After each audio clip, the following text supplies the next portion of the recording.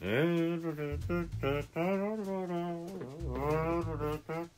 you doing, everybody?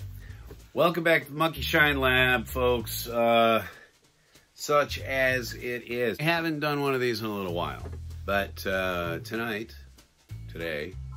whatever time you're watching this, and I would suggest maybe if you're over your morning grits, this is what we call a What Is Wrong With You review. This is where I take a movie that maybe you haven't seen, maybe you shouldn't see, I don't know.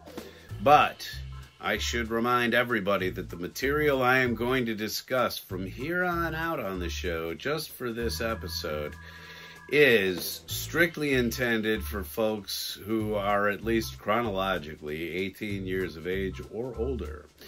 The movie I am going to discuss has some pretty stiff stuff, so it's disclaimer time.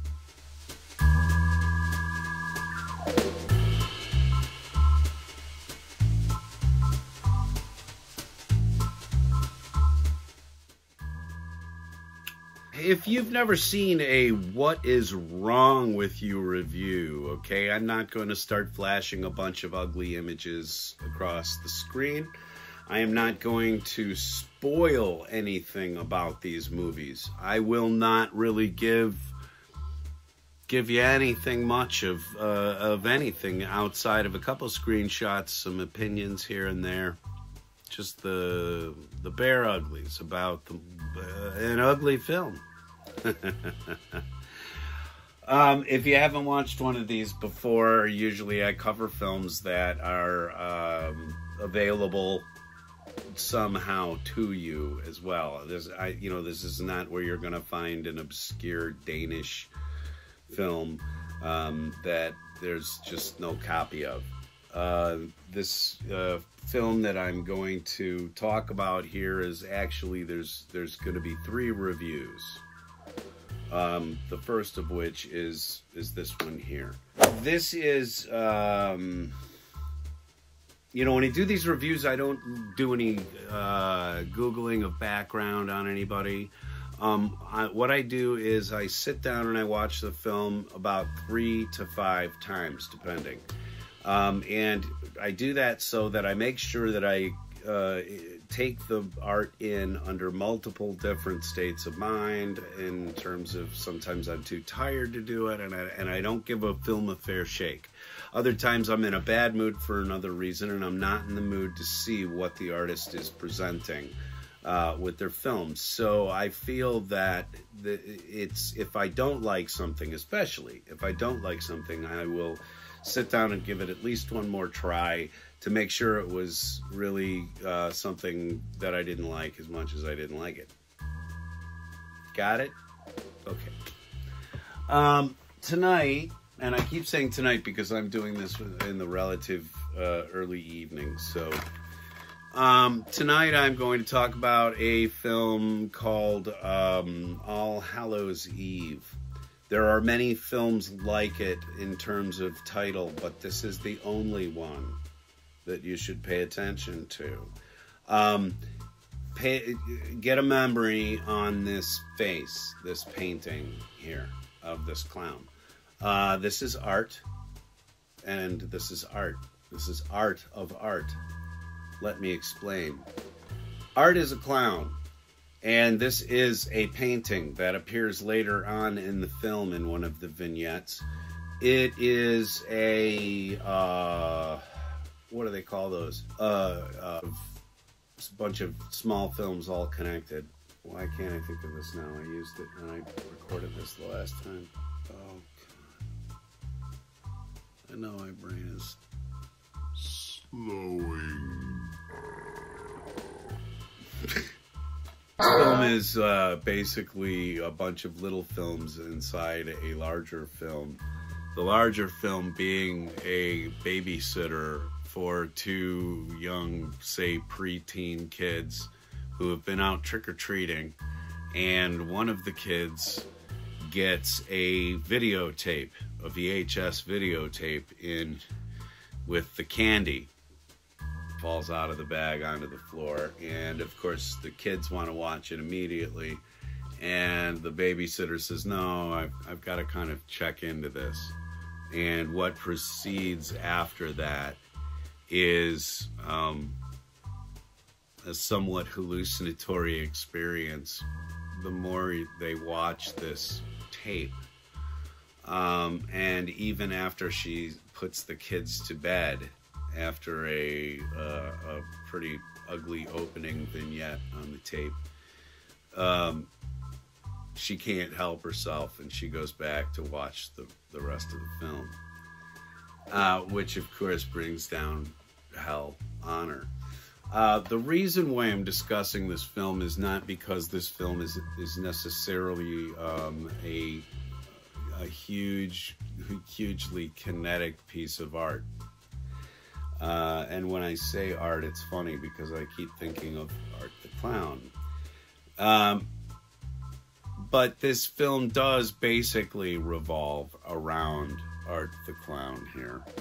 So if you're disturbed by a clown, this may be for you. He appears innocuous enough at the beginning, but as the film goes along, one of the things that you'll notice is that Art's makeup becomes more and more pronounced and more sinister.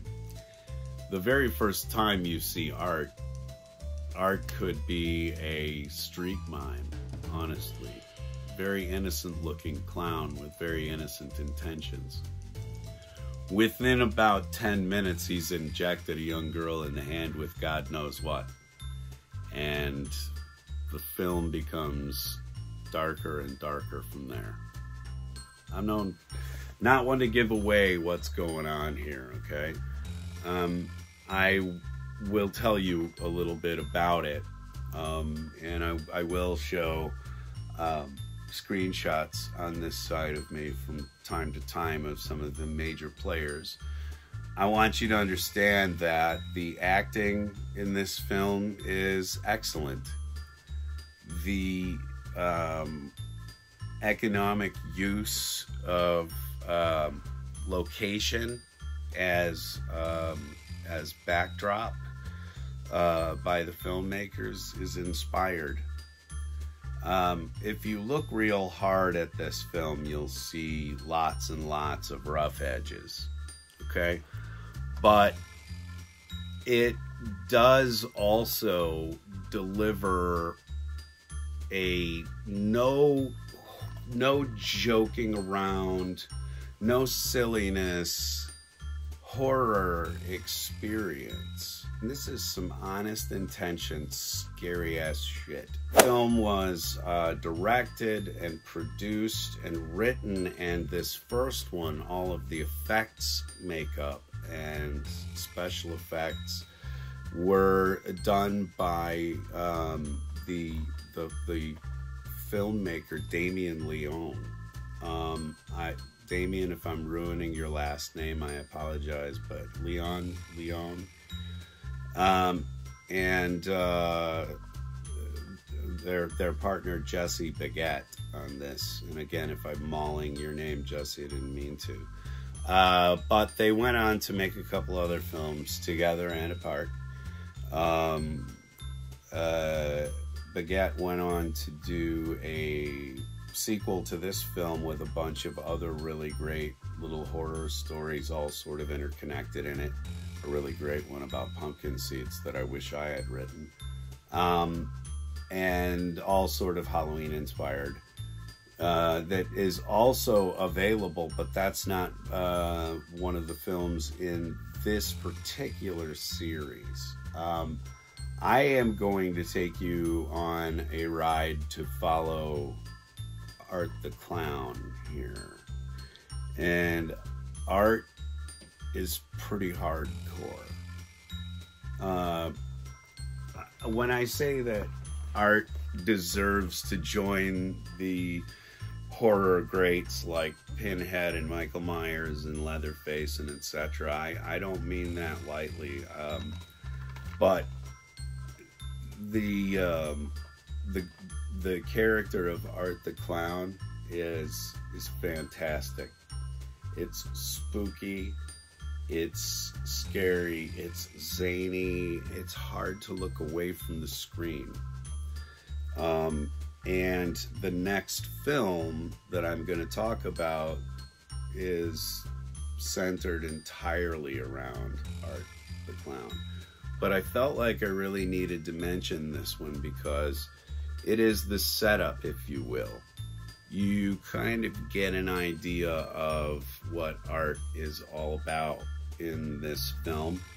And there is some shock coming at the mid-ending point, and the ending of this film are probably some of the most disturbing imagery and ideas that I've come across in a long while. And it's why I want to express such admiration for the filmmakers and producers of this film.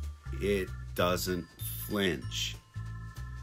There may be a bunch of rough bits to it, but you can overlook it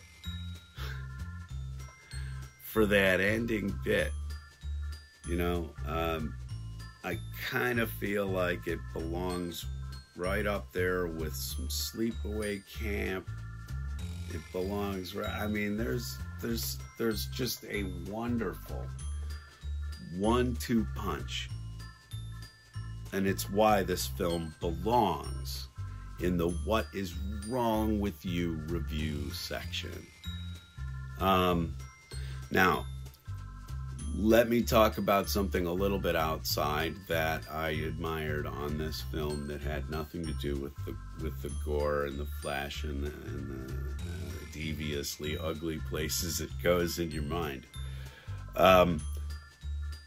I would like to say that, by the way, that all the makeup and effects outside of Art the Clown are absolutely top-notch, and I think deserve a mention of their own. Also, what I wanted to talk about was that this film is full of Easter eggs.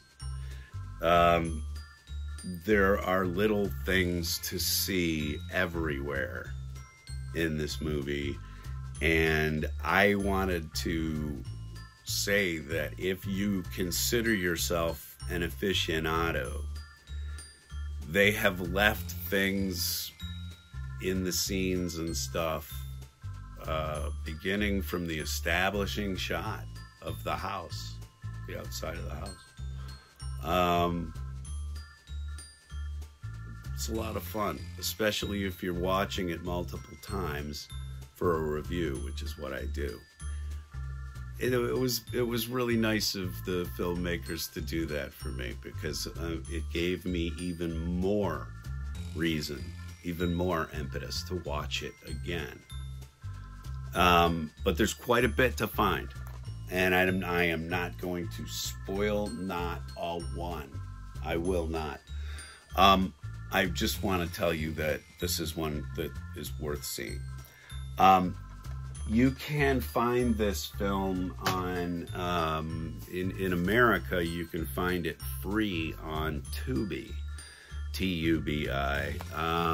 It is a wonderful streaming platform. If you sign up with an email, they give you limited commercial interruptions. Excuse me. And they don't bother you worth a damn about anything because you gave them an email for it. It's odd, but it allows you to establish a queue structure just like Netflix and etc. And they have probably, to my mind, a much wider and deeper variety. They have lots of mainstream stuff, but they do also have a wonderful variety of tokusatsu and lots of other things that you might find of interest. Anyway, that's on Tubi. And the other thing that I will say is that if you do enjoy this film, do what I did. Hunt it down and pay for it. I bought it brand new off of Amazon, so I don't know what kind of cut you're getting off of Amazon, folks, but I bought your movie because I believe in what you did here. I believe in paying for art, and that's just going to be the quick double entendre here.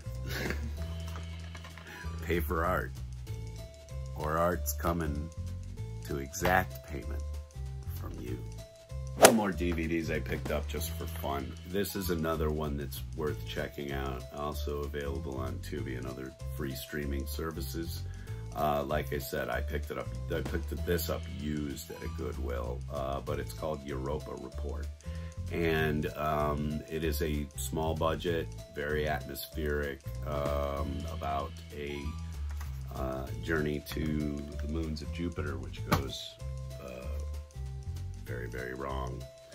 And then also joining our huge library of video here in the lab, we finally have a copy of Risky Business, because sometimes, even on this show,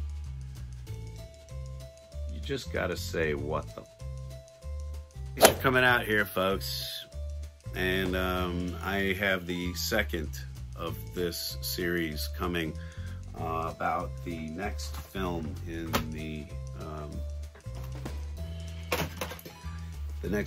the trilogy. Aha! Buried under a bunch of useless ass Hot Wheels. The next film we will be reviewing, and we will be reviewing it very soon, Terrifier. Join me. Night, folks.